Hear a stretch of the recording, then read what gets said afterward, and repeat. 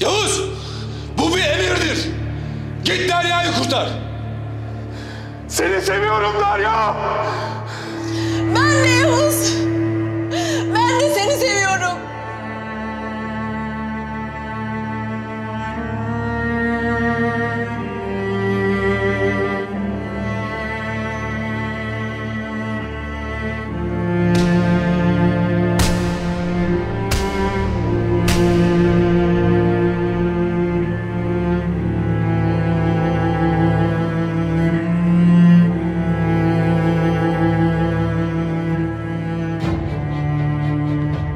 İnsan ruhu yaptığı seçimlerle belirlenir derler.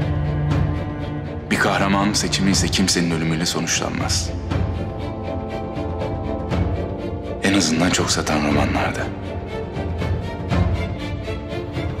Hadi beyler. 3 deyince.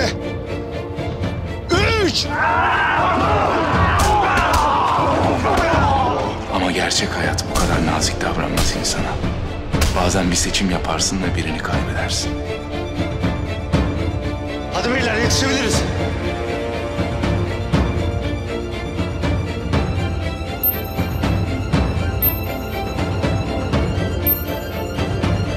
Sadece sevdiğim kadını değil, kendimi de kaybetmenin eşiğindeyim.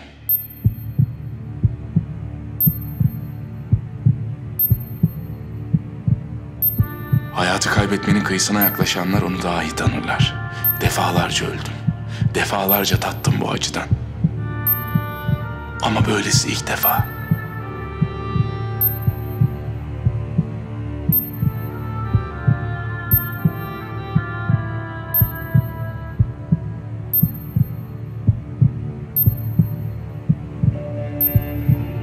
Ben bir askerim.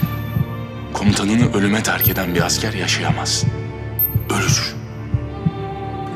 Tıpkı sevdiği kadını yaptığı seçim yüzünden kaybeden bir adam gibi.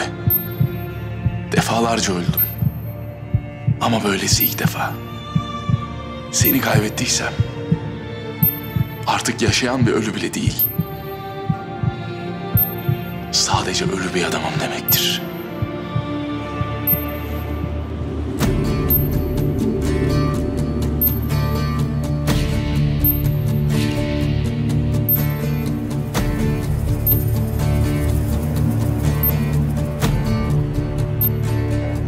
Allah'ım ne olur yardım. Ne olur yardım.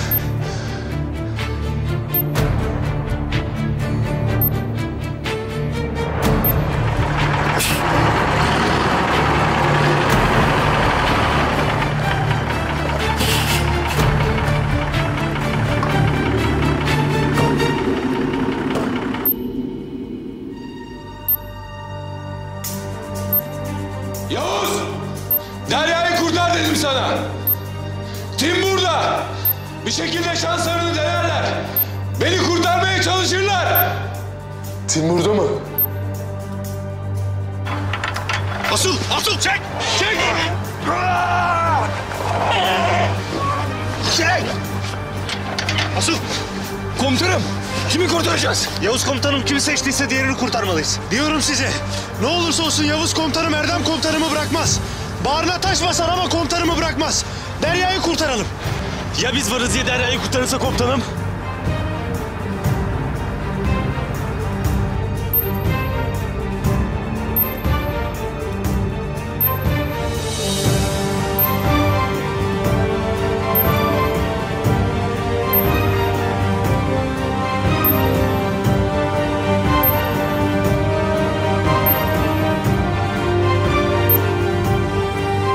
Yavuz! Derya'yı kurtar dedim sana.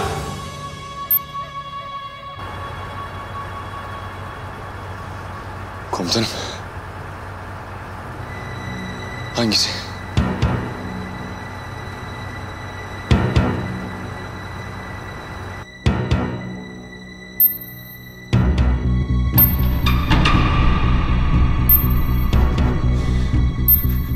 Bir seçim yapmak zorundayım komutanım.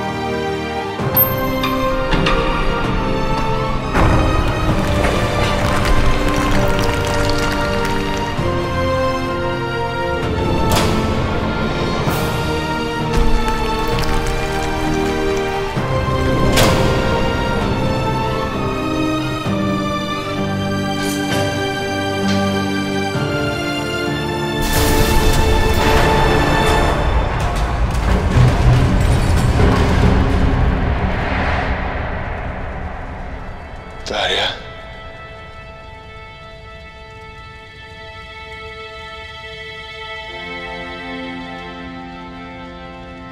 Derya!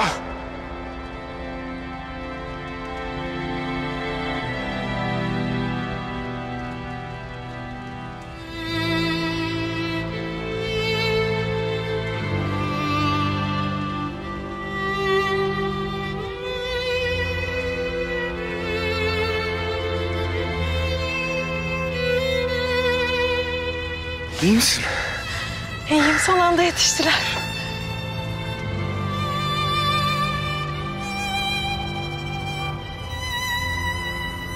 Kardeşlerim benim. Hepinize bir can borcum var artık. Komutanım, sizi hiç yalnız bırakır mıydık? Derya yengeyi kurtaramasaydık nasıl bakardık yüzüne komutanım?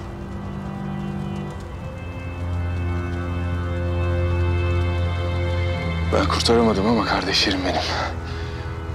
Kurtarmışlar. Yavuz, sen doğru olanı yaptın. Sakın kendini suçlama, bak. Ben buradayım.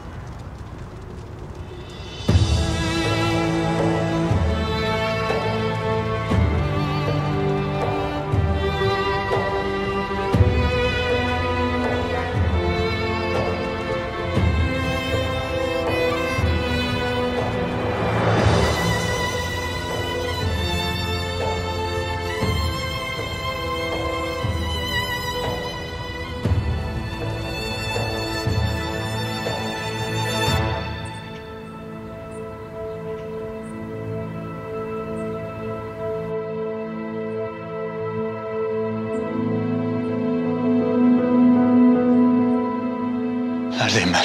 Mahmut! Neredeyim ben? Ne oldu bana? Neredeyim ben? Mahmut dur, nereye? Neredeyim ben? Baba nereye baba?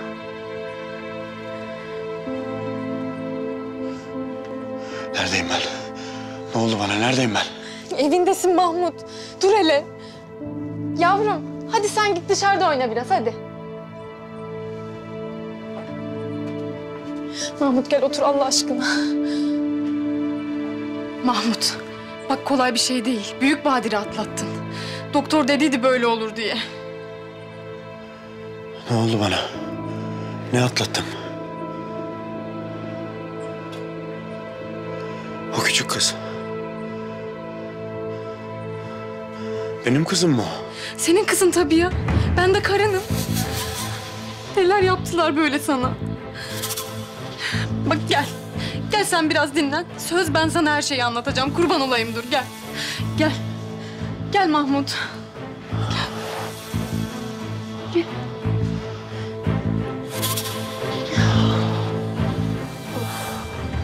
Mahkumlar hücrelerine yerleştirildi mi? Evet efendim, tekrar kontrol sağlandı. Teşekkürler. Her şey için. Siz olmasaydınız o Dragan denen adam yerle bir ederdi burayı. Bütün yerel kuvvetlere haber verildi ama bulamamışlar. Sanırım kaçtı. Korkağın teki de ondan. Sizden de özür dilerim. Ama görevimizi yapmak zorundaydık. Biz de askerimizi aramak zorundaydık. Sonucu ne olursa olsun. Ama ikna oldunuz sanırım burada olmadığına dair. Her yere baktınız değil mi? Baktık evet. Ama bulacağız. Umudumuzu kolay kolay yitirmeyiz. Ayrılmadan önce bir telefonunuzu kullanacağım. Tabii. Buyurun.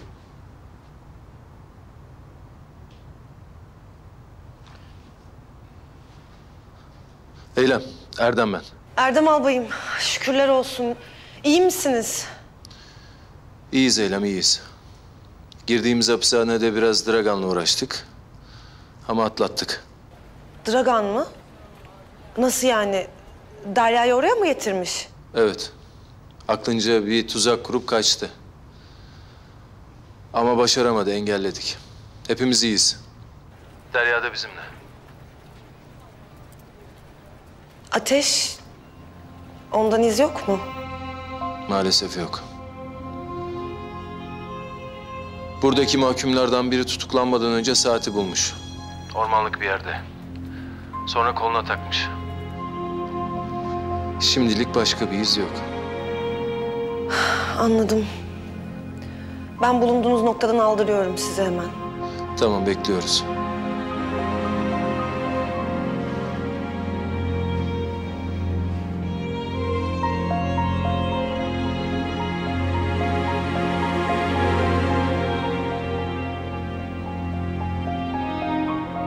Az kalsın kaybediyordum seni. Neredeyse benim yüzümden ölüyordun. Yavuz. Ne dedim ben sana? Kendini suçlayıp durma sakın. Tamam? Tim'in burada olduğunu öğrenince seni kurtaracaklarını düşündüm. Ama ya yetişemeselerdi. Ama yetiştiler. Artık bunları konuşmayalım lütfen. Sen doğru olanı yaptın. Ben de yaşıyorum. Bu kadar.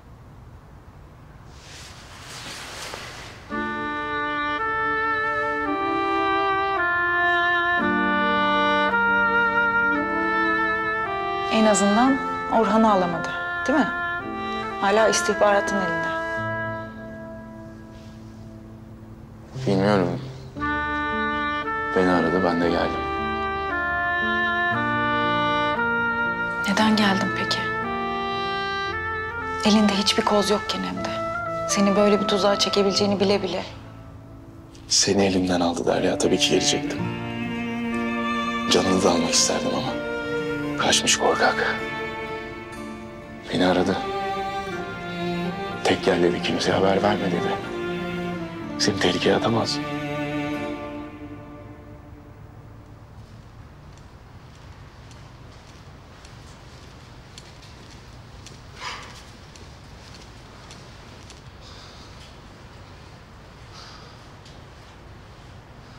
Karabatak'tan haber var mı komutanım?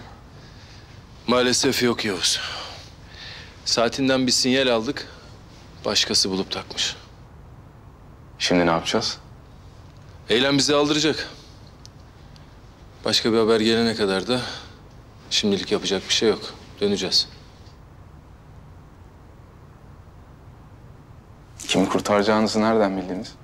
Bırak da seni o kadar tanıyalım komutanım. Onca zaman boşa mı komutanlık yaptın bize? Hem tim olmak böyle bir şey değil mi komutanım? Bunu sen öğrettin bize. İyi ki varsınız beyler.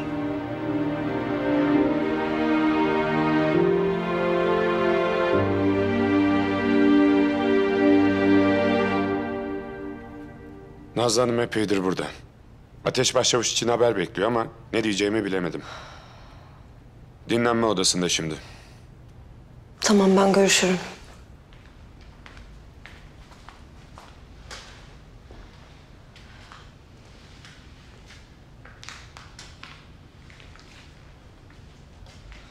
Eylem? Eylem ne oldu, bir haber var mı? Geldiler mi? Ateş? Ateş geldi mi? Nazlı'cığım sakin ol. Ne olur bak lütfen bir şey saklama benden. İyi de olsa kötü de. Hiçbir şey sakladığım yok. Gel şöyle otur önce bir. Gel. Eylem. Bak ben saatlerdir burada bekliyorum. Kimse hiçbir şey söylemiyor. Kafayı yiyeceğim burada, çıldıracağım ya. Ne olur bir şey söyle. Ne olur en azından içimdeki şu umut tükenmesin lütfen. Nazlı... Çok isterdim ama...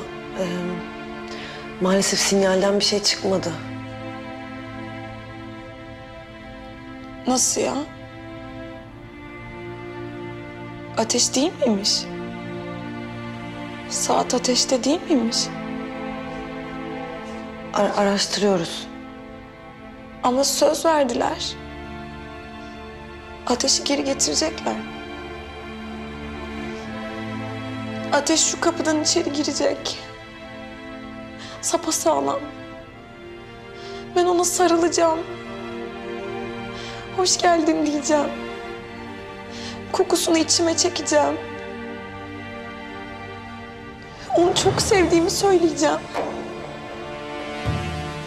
Daha onu anneme götüreceğim Eylem. Bak oğlun geldi. Bizi bırakmadı diyeceğim. Nazlıcığım... Arama kurtarma ekipleri hala devam ediyor çalışmaya. Bu biraz zor bir operasyon. Ben umudumu kaybetmeyeceğim Eylem.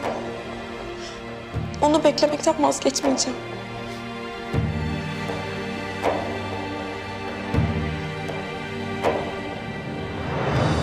Bağımsız devlet planımızın parametreleri Türklerin eline geçti.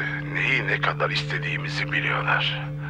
Engel olmak isteyeceklerdir. Süreci hızlandıralım ve yaza kadar bu işi bitirelim. Bitirelim derken nasıl bitireceğiz? Avrupa'daki dostlarımız hazır. Süreci dünyanın gündemine getirmeliyiz. Türkiye'yi köşeye sıkıştırmanın başka yolu yok. Bütün dünyaya direnemezler. 4-5 aya bu işi bitirmemiz gerek yani. Evet, gazeteci kimliğiyle faaliyet gösteren bir arkadaşımız sana yol haritamızı sunacak. Bir Avrupa başkentinde buluşacaksınız. Hemen yola çıkıyorum. Hayır, sen değil.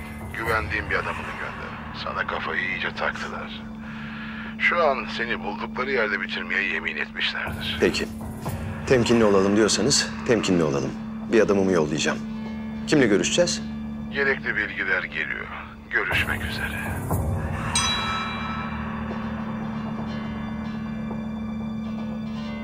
Güzel kadın.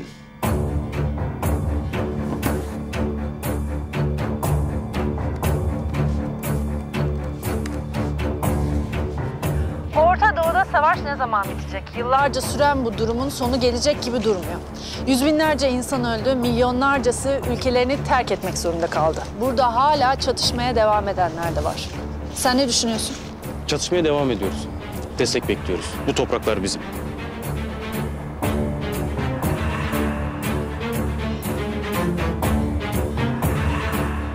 Güzel kadınları severim.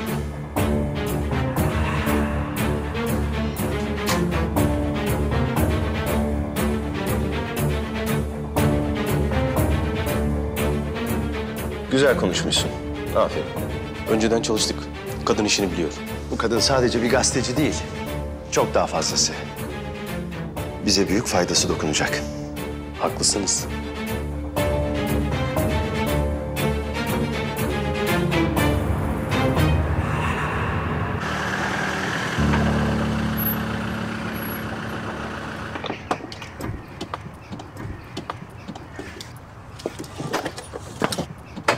Abi, iyi misin sen? Yolda da ağzını bıçak açmadı. Daha ne olsun oğlum? Kardeşimizi almaya da gittik, eli boş dönüyoruz. Dragan da kurtuldu. Elimizden gebertemeden kaçtı. O kansın canını alacağımız gün yakındır abiciğim. Daha ne kadar kaçacak bakalım elimizden. Karabada komutanı da bulacağız bak gör. İnanıyorum ben. İnşallah Çaylan, inşallah. Abi. Bak senin başka bir derdin, sıkıntın yok değil mi?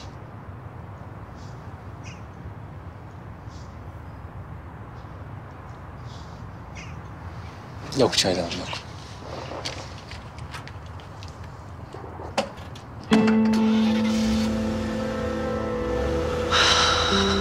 Erdem albayım, iyisiniz değil mi?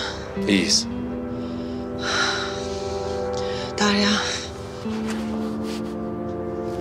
Çok geçmiş olsun. İyisin değil mi? İyiyim.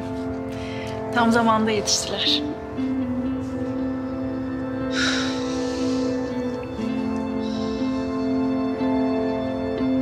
Kızım.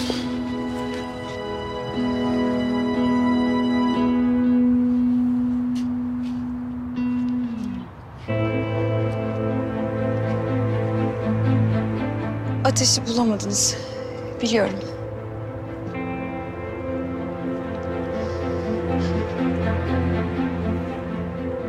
İçiniz kan ağlıyor. Biliyorum. Ama sorumlulardan hesabını en ağır şekilde soracaksınız. Onu da biliyorum.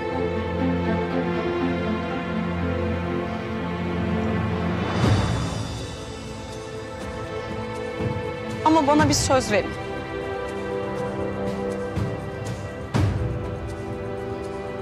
Ateşten umudunuzu kesmeyeceğinize söz verin. Kızım. Çok zor biliyorum. Ama her şeye karşı hazırlıklı olmalıyız. Ya baba lütfen hayır. Hayır. Ya sanki Ateş şehit ol...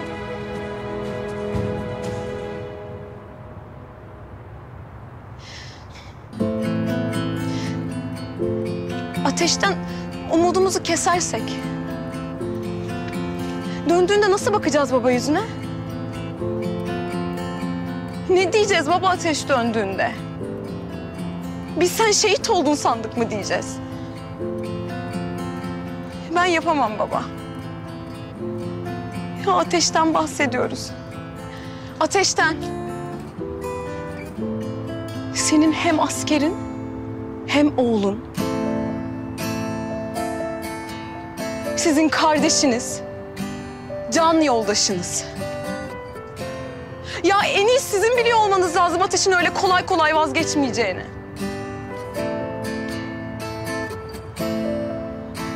Bana söz verin baba. Ateş'ten vazgeçmek yok. Söz kızım. Söz.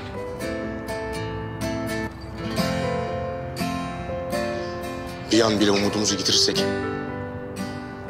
kalbimiz kurusun. Kardeşimiz yaşıyor.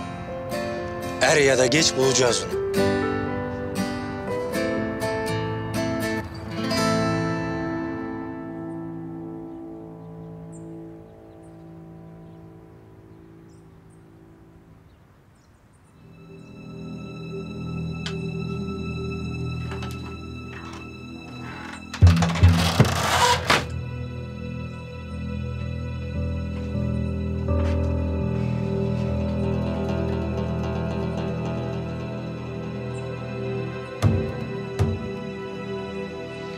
Dragan.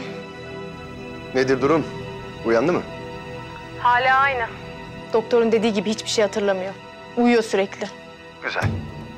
Uyanırsa hiçbir şey söylemeyin. O zevk bana ait. Geliyorum. Bekliyorum.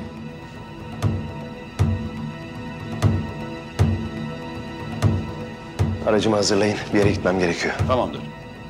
Bu arada hapishaneden haber var. Mahkumlardan biri aradı. Ne haberi? Savcı öldü işte, hücresi patladı. Daha neyin haberi? Bu askerler kurtulmuş mahkumlardan. Son anda hücrenin arka duvarını yıkıp savcıyı kurtarmışlar.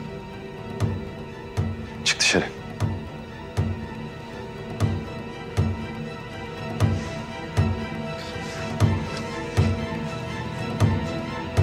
Az kaldı Yavuz Karasu. Seninle hesaplaşacağız, az kaldı. Bugüne kadar hep konuşulan şey gerçek olmak üzere usta. Kopuk haklı Yavuz. Bunlar sözde bayrağı dikmek üzere. Baksana şunlara. Ordu kuracaklar. Zorunlu askerlik getirip istihbarat birimi bile kurmaya başlamışlar. Orduyu nasıl kuracaklar? Zorunlu askerlik işte. Çoluk çocuğu dağa kaldıracaklar. Ordu kuracaklar. Bakalım başka neler var. Ekonomi. Vergi toplayacaklar. Parayı piyasaya sürecekler. Vergi mantıklı usta. Devletler vergi alır. Bugüne kadar hep illegal yöntemlerle, haraçla, tehditle gelir sağlıyorlardı. Şimdi bunu yasallaştırıyorlar. Başka? Yargı. Terör örgütü ideolojik infazlar yapan sözde mahkemelerdi. Burada devlet adaletin dağıtıcısı ve koruyucusu olacakmış. Sadece anlaşmazlıkları çözen mahkemeler değil, aynı zamanda üst mahkemeler de kurulacakmış. Usta bunlar bayağı coşmuş. Hayal görüyorlar. Hayalin de ötesine geçmişler Kopuk. Durum bana ciddi görünüyor. Eğitim de var. Eğitimin içinde siyaset, ideoloji, din de olmalıymış. Bunlar devlete bağlılığı yaratan unsurlarmış. Sembol. Para basmak. Yeni bir bayrak. Delireceğim şimdi. Bunların en önemli adımı uluslararası tanınma. Yurt dışında açacakları ofislere dikkat edelim. Yukarıyla konuş usta, yakından takip etsinler. Önlemini almazsak bu ofisler ileride elçilik, büyükelçilik olacak. Merak etme, ileteceğim Yavuz. Bunlara bizden başka dur diyecek kimse yok. Ecelleri geldi de ondan azdılar. Savaşı uluslararası boyuta taşıyacaklar. Köklerini kuruttuk. Yoksa başımıza büyük bela olacaklar.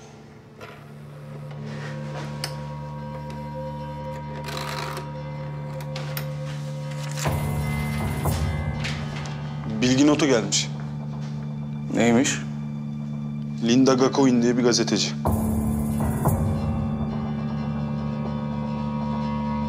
Kimmiş, kimin nesiymiş?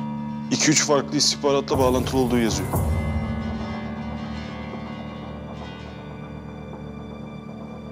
İşte burada. Orta Doğu'da savaş ne zaman bitecek? Yıllarca süren bu durumun sonu gelecek gibi durmuyor. Yüz binlerce insan öldü, milyonlarcası ülkelerini terk etmek zorunda kaldı. Burada hala çatışmaya devam edenler de var. Sen ne düşünüyorsun? Çatışmaya devam ediyoruz. Destek bekliyoruz. Bu topraklar bizim. Dragan'la bir görüşme ayarlanmış. Nerede, ne zaman? Ne zaman bilmiyorum ama yurt dışı diyor. O kasabın şu sıralar böyle bir risk alacağına emin değilim. Beklediğimizi iletin. En ufak bir ipucu bulduklarında görev bizim. O Dragan benim usta. Kimseye yedirmem. Merak etme, senden başkasına yedirmem. Tamamdır, bekliyoruz.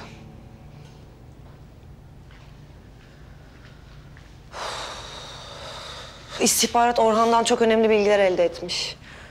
Bazı belgelere ulaşmışlar. Çoğu şifreliymiş. İnceledikten sonra bizimle de paylaşacaklar. Bu iyi haber işte. En azından Orhan'dan bilgi almamızı engelleyemedi o adi herif. Aynen öyle. Tekrar geçmiş olsun bu arada. Teşekkürler. Hala inanamıyorum olanlara. Ben de. En çok da verdiğimiz güvenlik zafiyetine. Adresi bulmalarına. Ya takip edildik ya da bir sızıntı var. Ve ikinci ihtimal çok tehlikeli. Eğer bilgi sızdıran biri varsa içeride yabancı istihbarata çalışıyor olabilir. Ne yapacağız peki? Ben istihbaratla görüştüm. Gerekirse biz dahil tüm çalışanlara kontrespiyonaj sorgusu yapacaklar. İyi fikirmiş bu. Varsa bir çatlak çıkar ortaya. Aynen öyle. Neyse ben şu sorguyu hızlandırayım. Konuşuruz sonra. Derya çok geçmiş olsun tekrar. Sağ ol.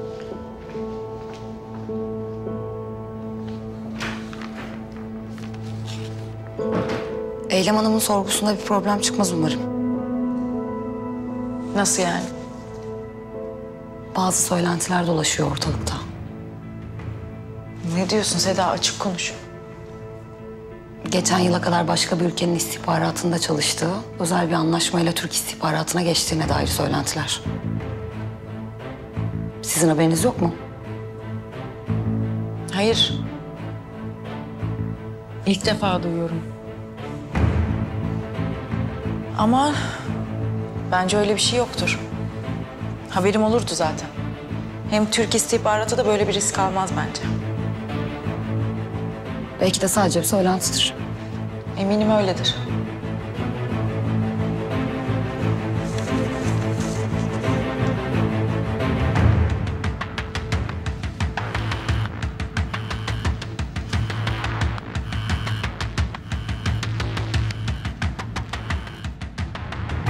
Aç ulan şunu. Aç ulan şunu. Lanet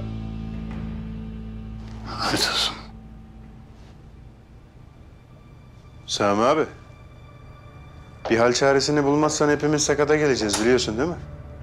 Her gün bir sürpriz çıkıyor zaten. Bu Orhan'ın öttüğü belgeler çok mühimse biz ortadan kaybolalım diyorum. Yanlış mıyım? Yalnızsın ama. Yalnızsın. Biz ortadan kaybolalım. Dosyada bizim adımıza geçen bir şey yok. Neredeyse hepsi şifreli. Önce onların çözülmesi gerek. Ya çözerlerse? İşte o zaman hepimiz yandık. Anladın? Hepimiz. Yüzlerce mühimmat deposu ve sığınağın yeri ortaya çıkar. Bunların hepsinin yeri şifreli koordinatlarla belirlendi. Biz bu devleti kurduktan sonra Türkiye'nin tepkisini kırmak için oraya tonlarca mühimmat ve silah yığdık. Onların toplanması, taşınması aylar sürer. O zaman aradığın kişiye ulaş bir an önce Sami. O beni arayacaktır. Ama şifreler çözülmeden önce dosyaları yok etmek gerek. Tabii incelemek isterim. Teşekkürler. Bir haber mi var? Orhan'dan elde ettikleri belgelerle ilgili. İstihbarat eğer bakmak istersek diye tuttukları adresi söyledi. Bizim de incelememiz iyi olur aslında. Birçok kanıt toplarız. Önce biz şu diğer işi halledelim. Sonra ben bizzat ilgileneceğim. Nasıl isterseniz. İzninizle.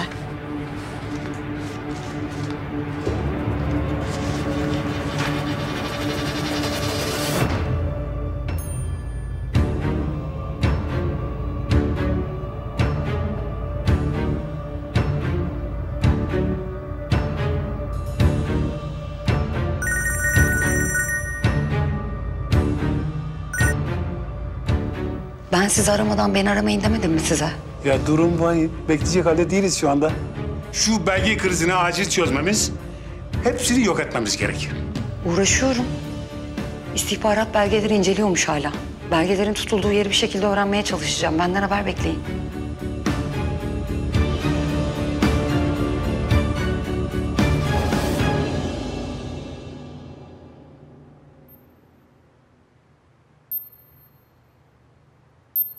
Yavuz. Yavuz bana bak. Dinle beni. Erdem Albay'ı al, çıkın gidin buradan lütfen. Derya yapamam. Yapmak zorundasın. Olmaz Derya. Olmaz. Ben bir daha sevemem diyordum Derya. Bir daha yapamam diyordum. Sen çıktın karşıma. Tekrar hayata döndürdün beni. Olmaz. Olmaz. Seni bırakamam. Yapamam.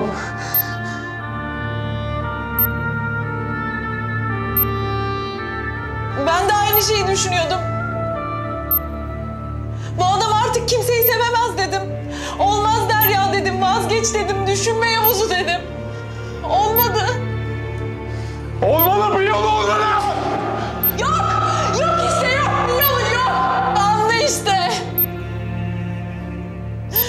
Sadece birimizi kurtarabilirsin Yavuz. O da Erdem Albay, sen de çok iyi biliyorsun bunu.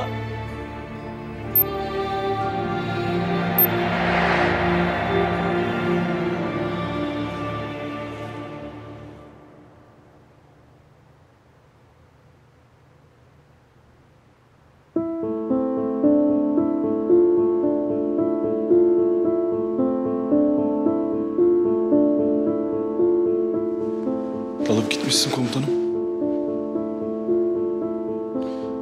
Kopuk. Diyelim sen birine aşık oldun. Çok seviyorsun ya da seveceksin. Psikopatın biri geldi dedi ki... ya Yavuz ya sevdiğin kız. Ne derdin?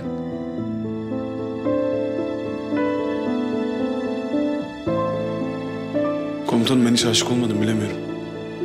Kader bizi bazı seçimler yapmak zorunda bırakıyor Kopuk. Bir kere yanlış seçim yaptın mı gerisi hep öyle geliyor. Çığ gibi büyüyor, büyüyor, büyüyor. Altında kalıyorsun. Hangi kişi seni yatıyormuş komutanım? Sen neler gördün komutanım?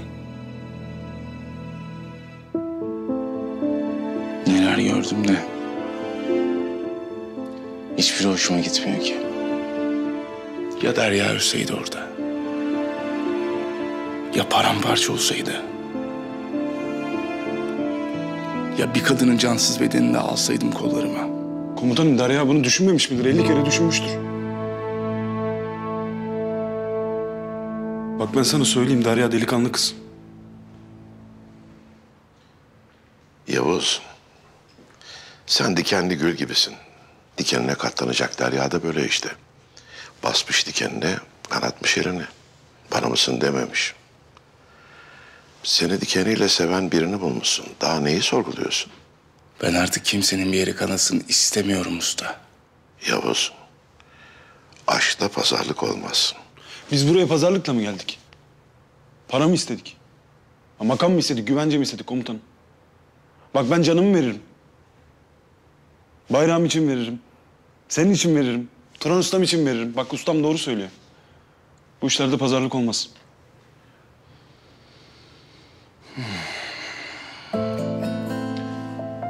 Hariçten gazel atmak kolay tabii beyler.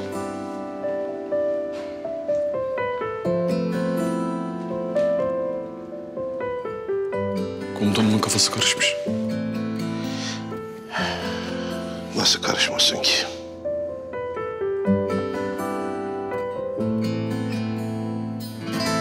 Erdem albayım. Müsaitseniz bir konuyu konuşmak istiyordum. Tabii. Neyle ilgili? Eylemle ilgili.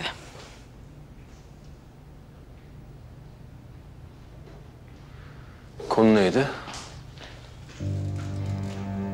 Belki biraz saçma gelecek ama... Eylem en başından beri sadece Türk istihbaratı için mi çalışıyordu? Neyi kastediyorsun? Bir söylenti duydum diyelim. Fransız istihbaratından özel bir anlaşmayla Türk istihbaratına geçtiğine dair. Doğru değil mi? Bu tarz bilgiler gizli bilgilerdir Derya. Sana bunu kim söyledi? Kimin söylediği önemli değil Erdem albayım. Şu an hepimizin bildiği gibi bir güvenlik açığı var. Ben bunu sormak zorundayım. O zaman söyleyeyim. Evet, doğru. Yaşadığı onca şey, yaptığı onca kahramanlık ve fedakarlık sonucu aramıza katıldı. Ayrıca hepimiz bir saniye bile şüphe etmedik onun vatana bağlılığından, sadakatinden. Umarım sen de etmiyorsundur. Ben sadece bir soru sordum Erdem albayım. Cevabımı da aldım. Sizin için de mümkün olursa öğleden sonra timle bir toplantı yapmak istiyorum. Olur. Seda, öğleden sonra toplantımız var. Peki Derya.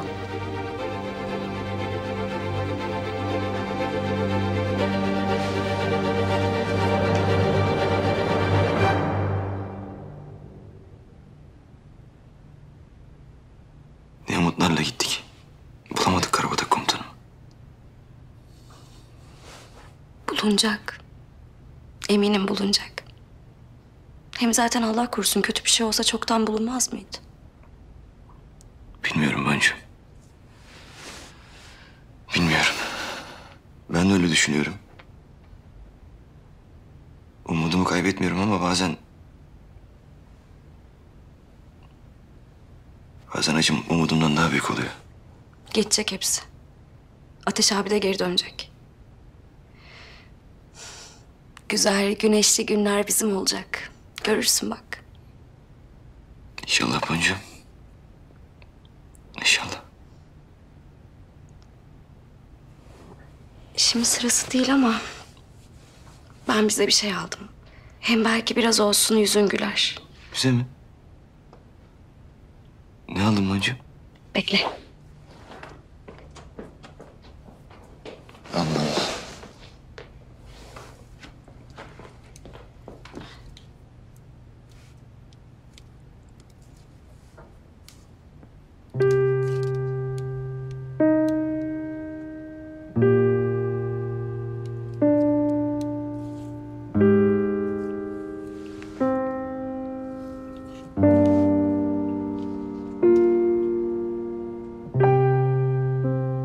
Boncuğum.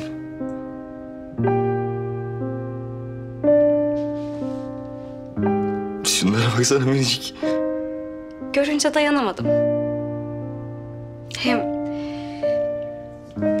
madem karar da verdik.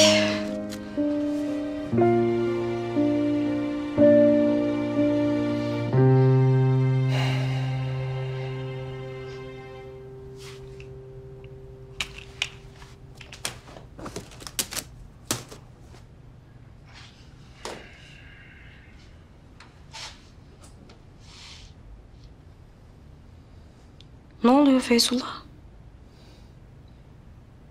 Feyzullah ne oluyor? Korkutma beni. Sen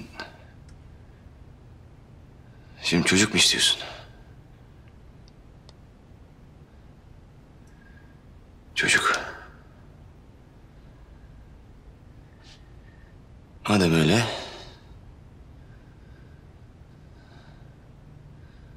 o zaman elimizi çabuk tutalım Boncuğum.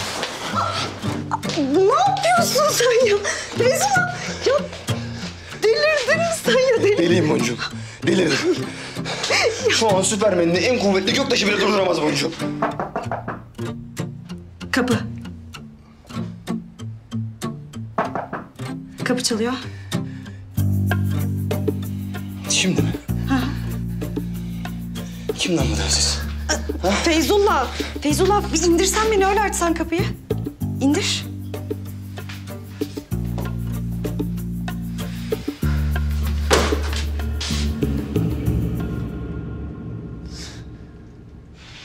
Abi. Sen mi geldin? Al sana göktaşı. Benim ben. Ne oldu, film falan mı izliyorlar? Yok canım. Hoş geldin abi. Girsen içeri. Geç abicim geç. Geç. Böyle habersiz geldik ama kusura bakmayın vallahi. Yok abicim olur mu ya öyle şey? Tabii canım yani saçmalama. Sen gir içeri ben size çay da demlerim. Yaşa vallahi yenge. Yalnız zamanla gelmedin değil mi? Yok abicim. Aksine. Tam zamanında geldin.